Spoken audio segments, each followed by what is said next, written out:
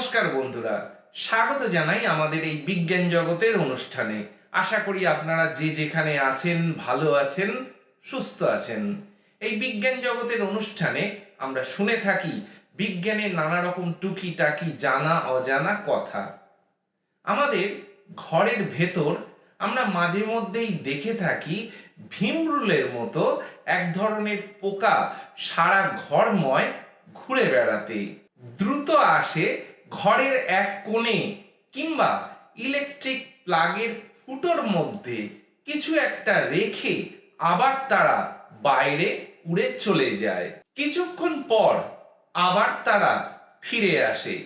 বেশ কিছুদিন যদি আমরা খেয়াল রাখি তাহলে দেখব যে সেই জায়গাটায় জড়ো হয়েছে কাদার স্তূপ। আমরা খুব ভালো করে পোকাটাকে লক্ষ্য করলে দেখতে পাবো তাদের মুখে খুব সামান্য এক ফোঁটা কাদা। বাইরে থেকে বারবার সেই কাদাই তারা আনছে, আর সেই কাদাই একসময় স্তূপে রূপ নেয়। কাদার এই স্তূপটা হলো ওই ভীমরুলের বাসা। এই ভীমরুল যে সে কাদা ব্যবহার করে তার ঘর তৈরি করে না, রীতিমতো চারপাশে ভালো করে দেখে উপযুক্ত কাদা খুঁজে বের করে। তারপর কাদার সঙ্গে নিজের লালা মিশিয়ে আঠালো করে নিয়ে তবেই তা দিয়ে তার বাসা তৈরি করে। কাদার সেই স্তূপের ভেতরটা ফাঁপা। তার ঘরের বাইরের দেয়ালগুলো যতটা এবড়োখেবড়ো, ভেতরটা ঠিক ততটাই মসৃণ, ঠিক ততটাই ঠান্ডা। দরজা না থেকেও ঠান্ডা। কিভাবে? কাদার সেই ঘর তৈরির সময় দেওয়ালে অসংখ্য ছিদ্র রাখে মা ভীমরুল। খালি চোখে সেই ছিদ্র আমাদের চোখে পড়ে না।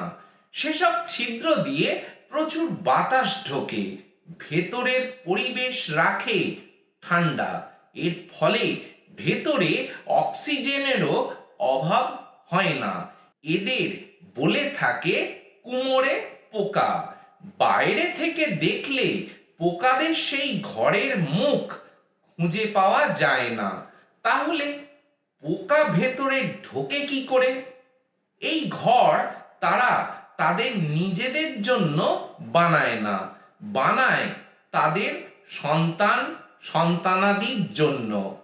বাসা তৈরি হয়ে গেলে এরা শুঁয়োপোকা, মাকড়সা জাতীয় পোকার খোঁজে বেরিয়ে যায়। কাউকে সুযোগ মতো পেলেই তার পিঠে ফুটিয়ে দেয় হুল, দক্ষ শিকারীর মতো করে। এদের হুলে বিষাক্ত পদার্থ থাকে। বিষ আক্রান্ত পোকারা অবশ হয়ে যায়, একদম প্যারালাইজড রোগীদের মতো। বেঁচে থাকে কিন্তু নট নড়নচড়ন। অবশ সেই পোকাদের ঘরের ভেতর সাজিয়ে রাখে সুন্দর করে। তারপর বাসার ভেতর ডিম পাড়ে মা কুমোরে পোকা। সবশেষে মা কুমোরে পোকা বেরিয়ে এসে ঘরের মুখ বন্ধ করে দেয়। কয়েকদিন বাদে ডিম ফুটে ছানা বেরোয়।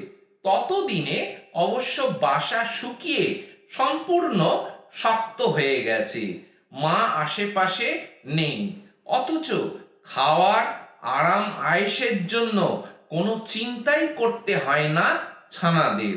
অবশ ও আস্ত কিছু জীবিত পোকা রয়েছে খাবার হিসেবে। খাবারের সেই ভান্ডার শেষ হতে না হতেই এই কুমোরে পোকার ছানারা বড় হয়ে ওঠে। আর বড় হলেই তারা তখন সেই বাসা ফুটো করে বাইরে বেরিয়ে আসে। কিন্তু যে মা এত পরিশ্রম করলো, সেই মায়ের দেখা এই ছানারা কোনোদিনই পায় না। বন্ধুরা, আজ এখানেই শেষ করছি এই বিজ্ঞান জগৎ অনুষ্ঠান। আশা করি এই অনুষ্ঠানটি দেখে আপনাদের প্রত্যেকের ভালো লেগেছে।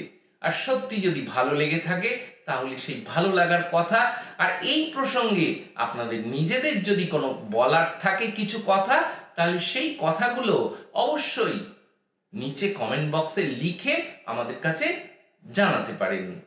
আর এই অনুষ্ঠানটি দেখার পর অবশ্যই একটি লাইক দেবেন এবং শেয়ার করে দেবেন, যাতে আপনার অন্য বন্ধু বান্ধবরাও এই অনুষ্ঠানটি দেখতে এবং শুনতে পারেন।